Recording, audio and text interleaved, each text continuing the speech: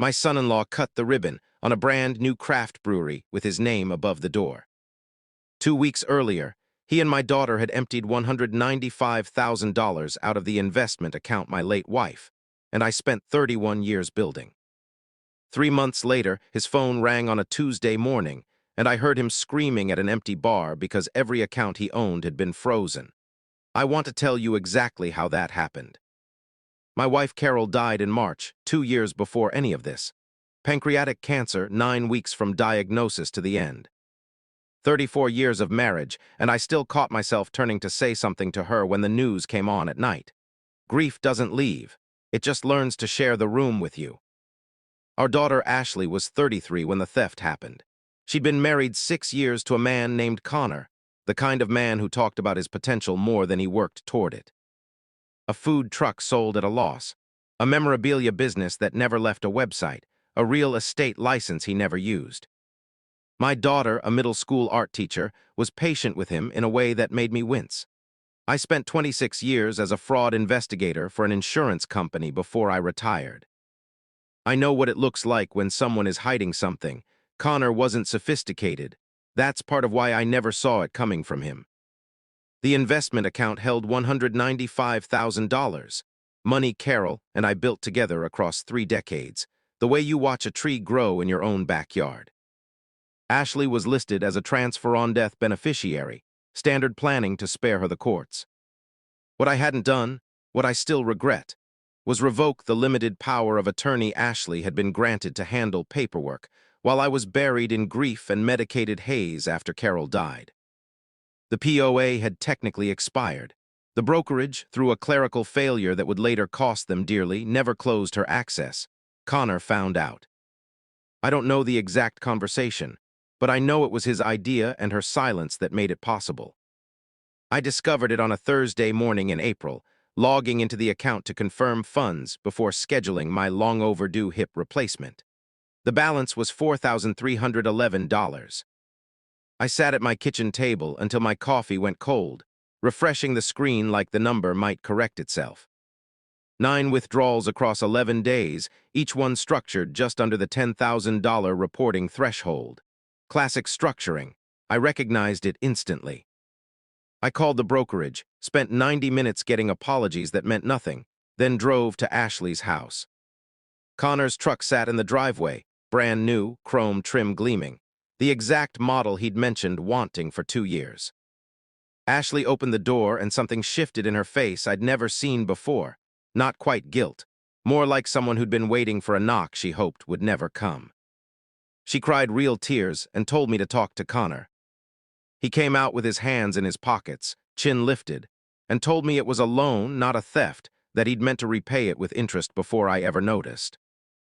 I asked for a promissory note, any documentation. He said families didn't need paperwork. I told him that wasn't a loan, that was theft. Then I left. I sat in my living room for 3 hours with a photograph of Carol from our trip to Asheville, the one where she's laughing at something off camera.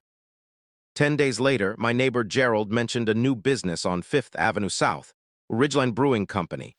Grand opening next Saturday. Connor's name in the window signage. I drove past that evening.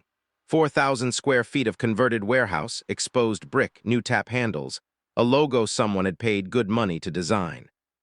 He'd opened a brewery with my wife's retirement savings and my hip surgery money and put his name above the door. I went home, opened a laptop, and started writing down every fact in order.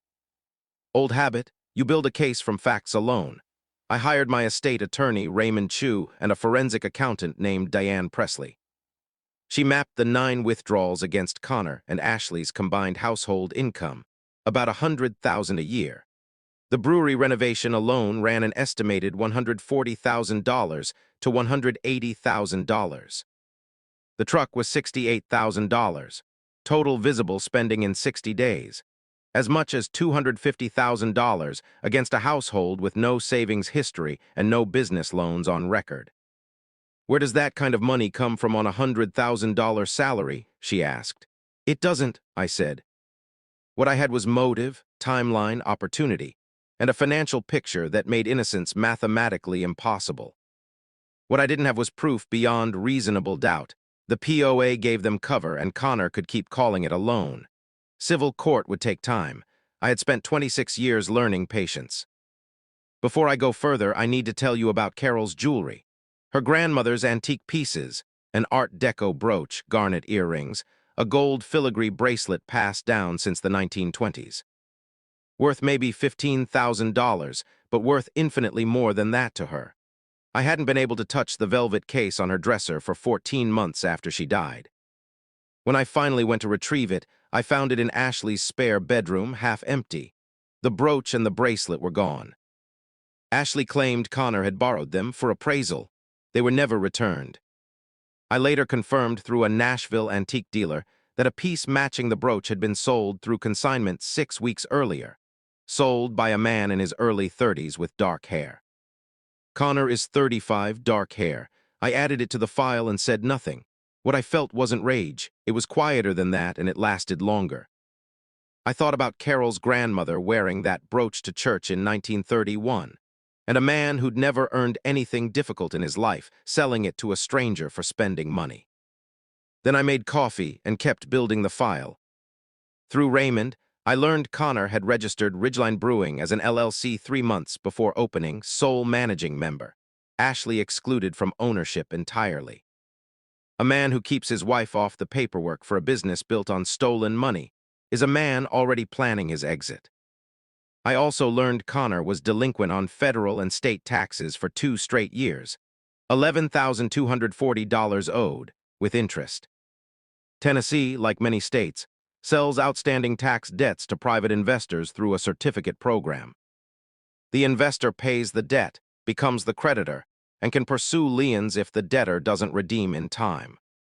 I had Raymond form an LLC in my name, Blue Ridge Consulting, with himself as registered agent. Blue Ridge purchased Connor's tax debt from the state. Connor now owed me money. He simply didn't know it yet. The grand opening was a Saturday in early May. Full parking lot, string lights, a line at the door. He'd built something real with my wife's money, and people were lining up to celebrate it. I drove home, watched the Titans highlights, and went to bed at 10.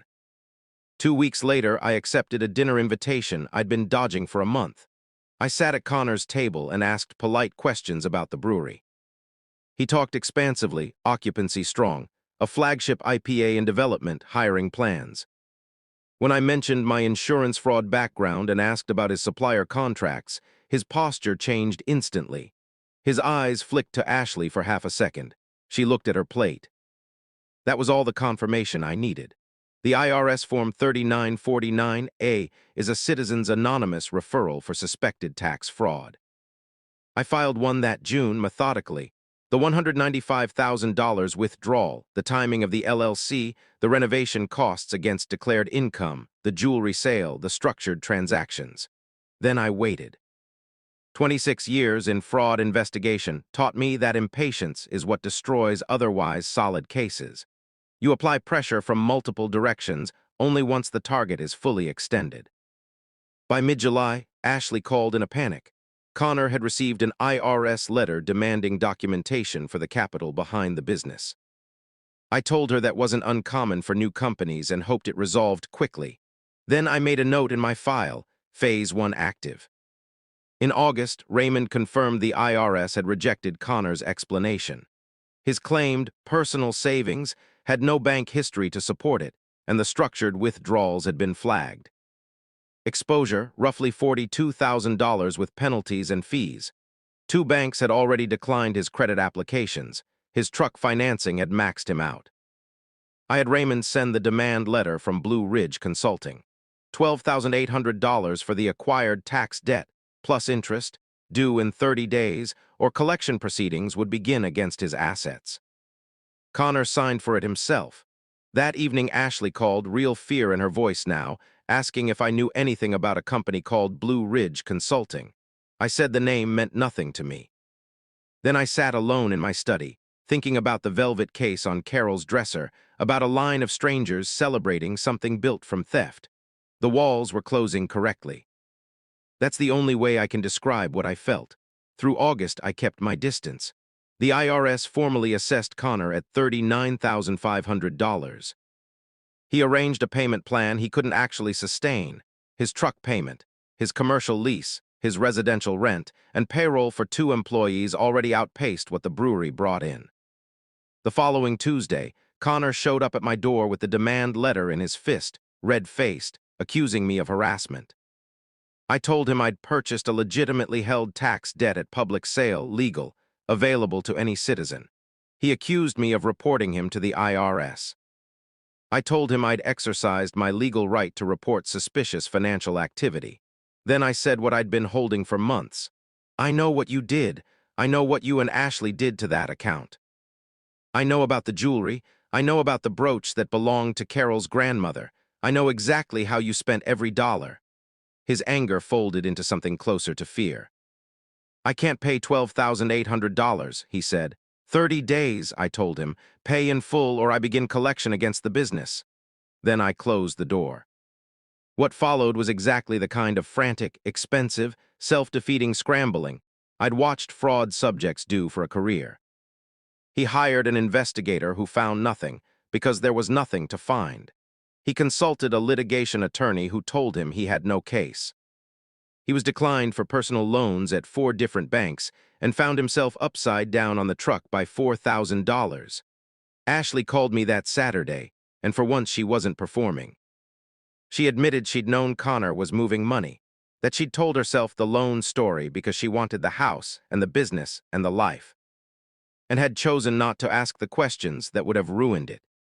I told her that choosing not to know was still a choice. She asked if I could help.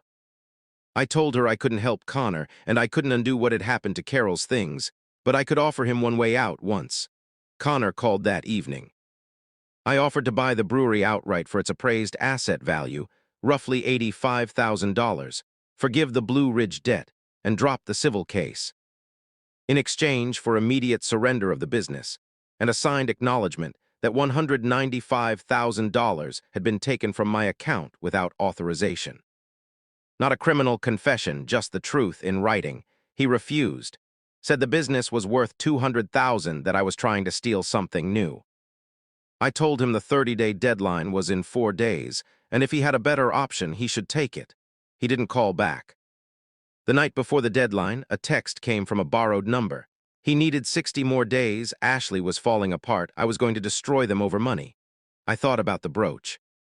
I thought about 31 years of quiet sacrifice that funded my hip surgery money and now funded his brewery instead. I didn't respond. The deadline passed. The next morning, collection proceedings began against Ridgeline Brewing Company. Connor's attorney filed an objection: standard, expected, and expensive. At the hearing 3 weeks later, I wore a suit and sat with Raymond. Connor's attorney argued financial hardship and business viability.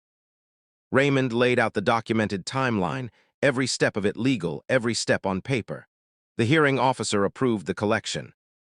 If the debt stayed unpaid in 15 more days, the business would go to forced liquidation. 15 days later, with no payment, it did. The equipment, the lease, the inventory, and the Ridgeline name itself went to a court-supervised sale. I bid $94,000. No one else came close. Nobody wanted a business with 6 months of deferred lease payments and a shaky history. I got a functioning brewery I had no intention of running myself. I leased the space to a young head brewer named Carla Deming who wanted to go independent. She renamed it, rebuilt the concept, and last time I drove past, the lot was full again. Here's the final accounting, because 26 years with numbers demands honesty. Of the $195,000 stolen, I recovered $94,000 from the business sale. Carol's brooch and bracelet were never returned. That loss doesn't have a dollar figure. Connor filed for personal bankruptcy 4 months after the liquidation. Ashley left him before the hearing and filed for divorce that fall. She's called me twice since. I took both calls. I didn't make it easy and I didn't make it impossible. The brokerage settled separately for their negligence in leaving that POA access open. $110,000, no admission of liability. Between that and the business sale, I recovered $189,000 of the original $195,000. My hip was replaced that January. I walked without pain for the first time in 2 years. There's still a photograph of Carol on my end table, the one from Asheville where she's laughing at something off camera. I don't remember what it was, but I remember the sound of her laugh, and I remember 34 years of something real, and I remember exactly what happened when I let it slip into the wrong hands for 11 days. I followed the money, I used the law, I was patient when patience was needed and specific when specificity mattered. I didn't break anything that wasn't already broken. Some nights I still think about the 11 days my daughter watched those transfers happen and told herself a story she needed to believe. I have no resolution for that part. Some things don't resolve, they just become part of what you carry. The sun goes down early in November in Tennessee. I sat on my back porch until the yard turned that specific blue right before dark, until I couldn't see my hands in front of me. Then I went inside and I locked the door behind me. It was finished.